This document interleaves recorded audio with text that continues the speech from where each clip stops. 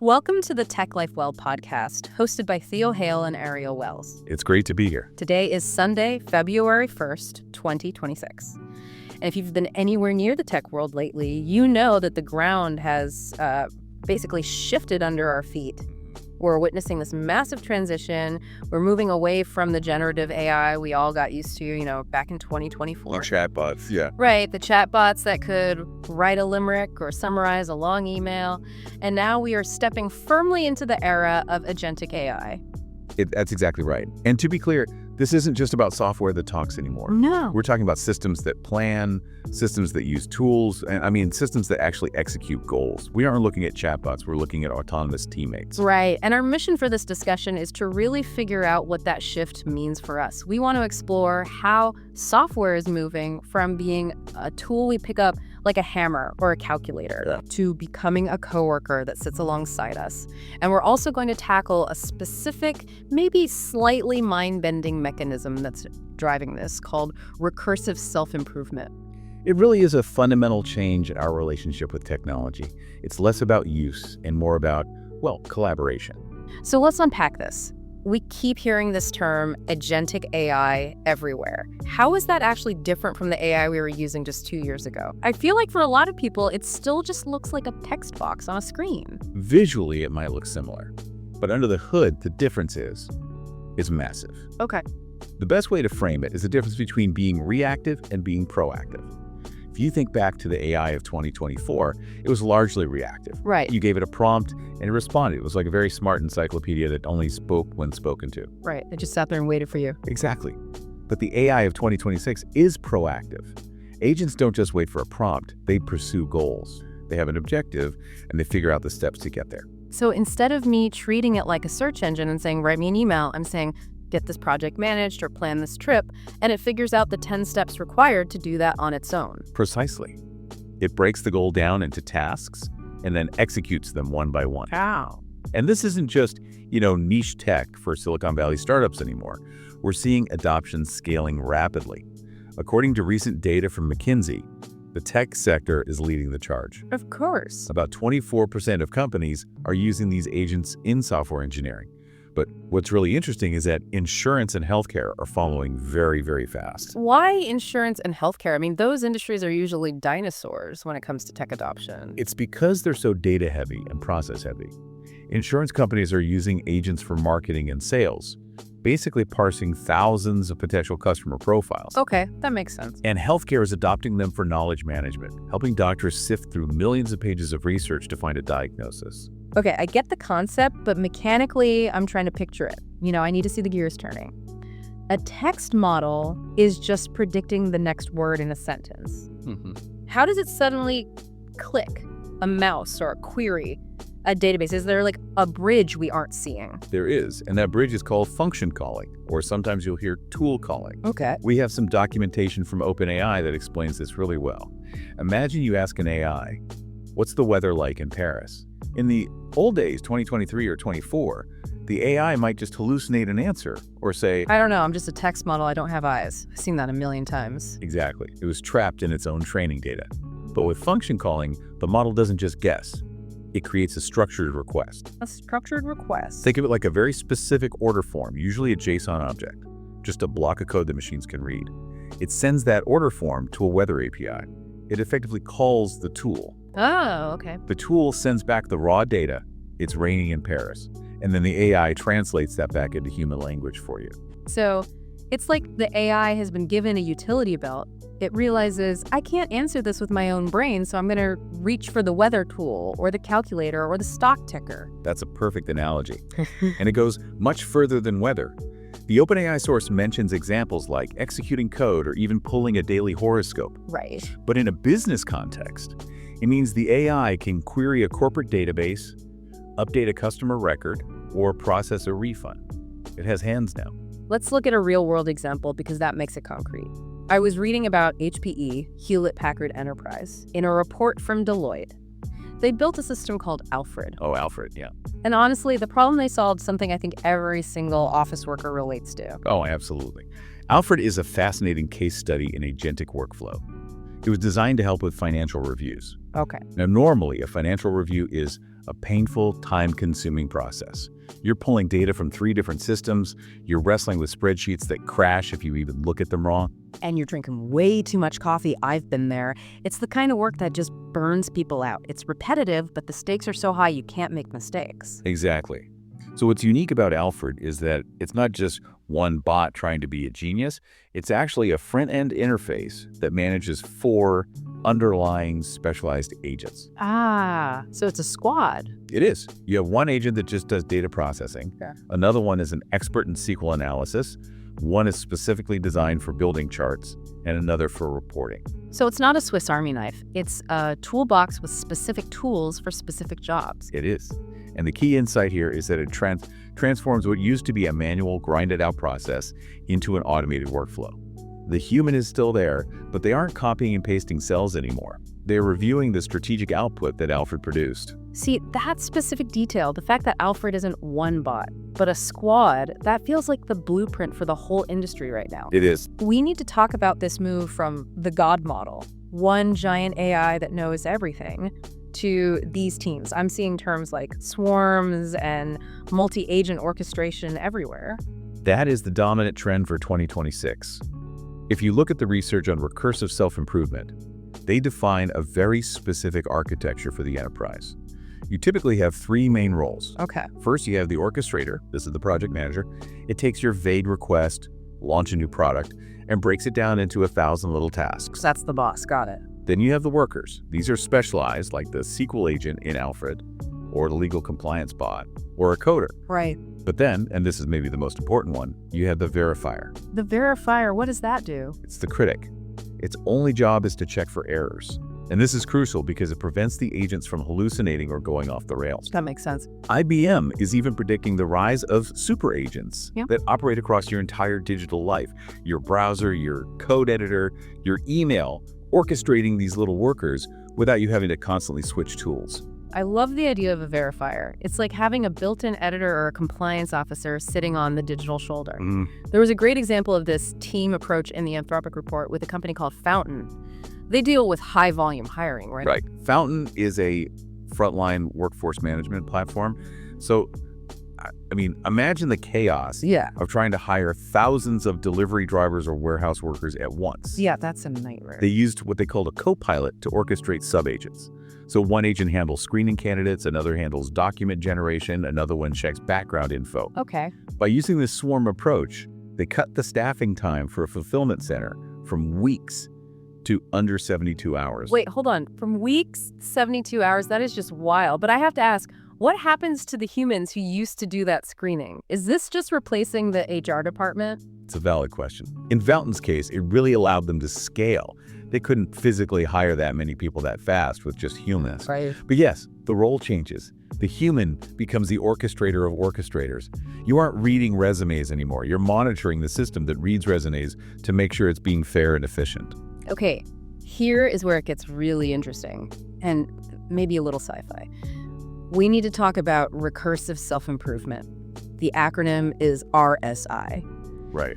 When I hear that, I picture a robot opening up its own head, soldering its own chips, and becoming super intelligent overnight. Is that what we were talking about? Ideally, no, or at least not in the Hollywood sense of it. We need to clarify this because the term gets thrown around a lot. Okay. According to the next-gen AI source, there's theoretical RSI, which is the AI rewriting its own source code. That is extremely rare, incredibly risky, and mostly theoretical right now. So what's the reality? What we're seeing in 2026 is practical RSI, which means engineering loops. The AI improves its performance by analyzing its own output and refining it. Okay. There is a fascinating paper by Ando and his colleagues on noise to meaning. It describes a loop where the agent feeds its own output back into itself as input to learn. So it's talking to itself? That sounds like an echo chamber. Wouldn't it just get dumber over time? That is the danger, and they address it. But the paper proposes a specific threshold. They call it the information integration threshold. Yeah. They use the Greek letter gamma for it. Right. The theory is, if the system can extract more meaning from its own output than it loses in processing noise, it can trigger unbounded growth in its complexity. That Ando paper had this experiment with Llama 3 that I found mind-blowing, but I kind of struggled to wrap my head around the math. They compare stochastic decoding versus deterministic decoding. Yes, this is the absolute key to the whole thing. Let's break it down. Deterministic means no randomness. Okay. If you ask the AI a question, it always picks the statistically most likely word. It plays it safe. Okay, like a politician reading from a teleprompter. Very predictable, very boring. Exactly. And when they ran the experiment with that setting, they call it zero temperature, the AI's ability to improve just plateaued almost immediately. It converged after just 2 steps.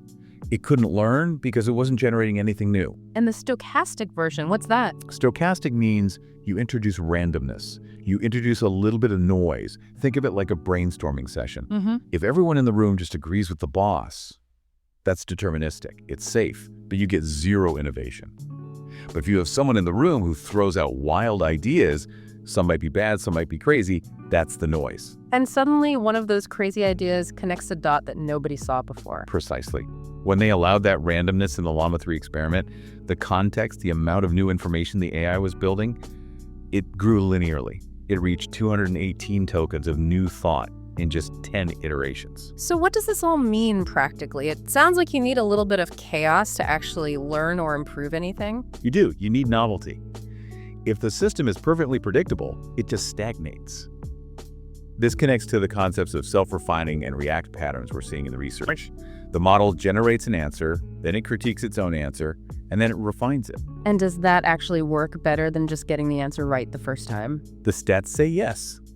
The recursive self-source notes that a 3-agent pipeline generator, critic, verifier, reduces errors by 60%. 60%. 60%. It's that feedback loop that matters. Sure. The critic agent provides the necessary friction to polish the diamond, so to speak. That is a massive reduction in error. So we have these agents, they're working in teams, they're self-improving by talking to themselves. What does the landscape actually look like right now in February 2026? How is this changing the work we do? Well, software development is ground zero for this. The Anthropic 2026 Trends Report highlights the rise of long-running agents. Meaning they don't just work for 5 seconds and then stop. Right. They can work for days. There's an incredible example from Rakuten. They use Claude Code to implement a complex vector extraction method into a massive code base. We're talking 12.5 million lines of code. 12.5 million lines. I don't think people realize how big that is. A human brain cannot hold the context of 12 million lines of code. You'd spend weeks just figure out where the files are. Exactly. It would take a team of humans weeks just to map the dependencies. The agent did the implementation in 7 hours of autonomous work and achieved 99.9% accuracy. 7 hours. That just changes the definition of an engineer. You aren't typing code anymore. It does. The report calls it the full stack evolution. Engineers are shifting from being implementers, the ones typing the syntax, to orchestrators, the ones architecting the system and managing the agents who do the typing. It's not just coding, though. The recursive self-source talks about agentic commerce. This is the zero-click retail concept. This is huge for anyone in business. The idea is that consumers will authorize an agent to find the best ergonomic chair under $500. The agent goes out, reads the reviews, checks the specs, and actually buys it. The human never even visits the website. Hold on, though. That sounds convenient for me, the shopper. But if I'm a brand, that sounds like an apocalypse. How so? If the agent makes the decision based on raw data, my flashy logo, my expensive website design, my emotional storytelling, does that just not matter anymore? Does the whole marketing funnel collapse? It essentially collapses, or at least it changes completely. Yeah. Retailers are already seeing about 12% of their traffic coming from answer engines rather than traditional search. Wow. If your product isn't optimized for an agent to find it, if your data isn't clean, you might as well be invisible.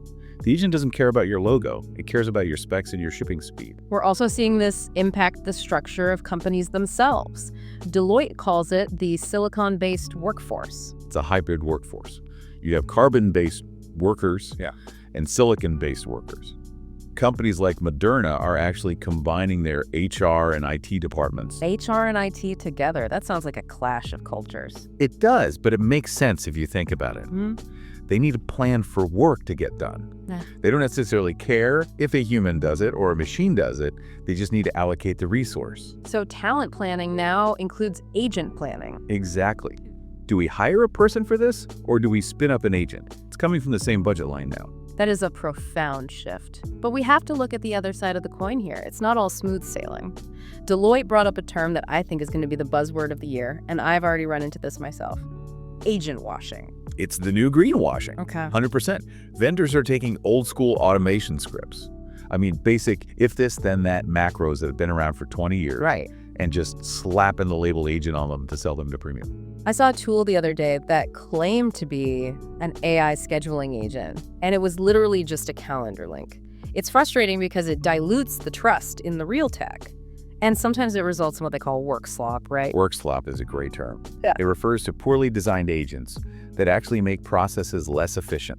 They generate noise, they get stuck, and then humans have to spend more time fixing the agent's mess than if they had just done the work themselves in the first place. And there are some serious technical hurdles, too. Oh yeah, there's an agentic reality gap. Yeah. A lot of our legacy systems, old databases, mainframes, and bank basements, they were not built for agents. They don't have APIs, they aren't structured. The agents can't grab the data. And then there is the safety aspect. The NIST AI risk management framework highlights things like tool misuse and prompt injection. And prompt injection feels way scarier now. It is. In 2024, if a chatbot got prompt injected, it might say something offensive. Bad PR, sure, but not a disaster. In 2026, if an agent gets prompt injected, it has access to your email, your bank, your code. It might delete a database or send 1 million emails. The stakes are infinitely higher when the AI can take action. And going back to that Ando source, there is another risk called model collapse. This happens when AI trains only on its own data. It's like making a photocopy of a photocopy of a photocopy. Okay. Yeah. Eventually, the image just turns to sludge. If an agentic web is flooded with AI-generated content and new models train on that, they lose touch with the nuances of human reality. They degrade. You need that external novelty human input to keep the system healthy. The Ando paper also had an open conjecture about divergence, and this ties right back to that gamma threshold we talked about earlier. This is the big mathematical risk. The conjecture states that any scalable self-improving system needs an external throttle, a safety valve. Okay. If you don't have one, and the system crosses that information integration threshold, it could diverge. Diverge meaning runaway complexity. Yes, running away in logarithmic time. It becomes so complex, so fast, that we can no longer follow what it's doing. It's not necessarily evil, it's just incomprehensible. So where does that leave us? We've moved from chat to action. We have agents teaming up, checking each other's work, rewriting code, and shopping for us. We have. And the key takeaway isn't that we should stop it. It's that we need governed adaptation. We need to manage the loop. We can't just set these agents loose and hope for the best. We need human oversight, not just to check the work, but to provide the noise, the novelty, and the values that keep the system grounded. It's a partnership. We provide the direction and the creativity. They provide the execution and the scale. Exactly. We are the architects, they are the builders. Before we go, I want to leave you with a thought from that Ando research that's been sticking with me. Okay. If an AI agent's internal complexity can grow without bound just by feeding on its own meaningful output, are we approaching a point where we can no longer audit the thought process of our digital coworkers? And if we throttle them for safety, if we force them to stay simple enough for us to understand, are we intentionally capping their intelligence? That is the billion-dollar question. Are we holding them back or are we saving ourselves? It certainly is something to chew on. Thanks for listening. Follow Tech Life Well podcast channel for more helpful episodes.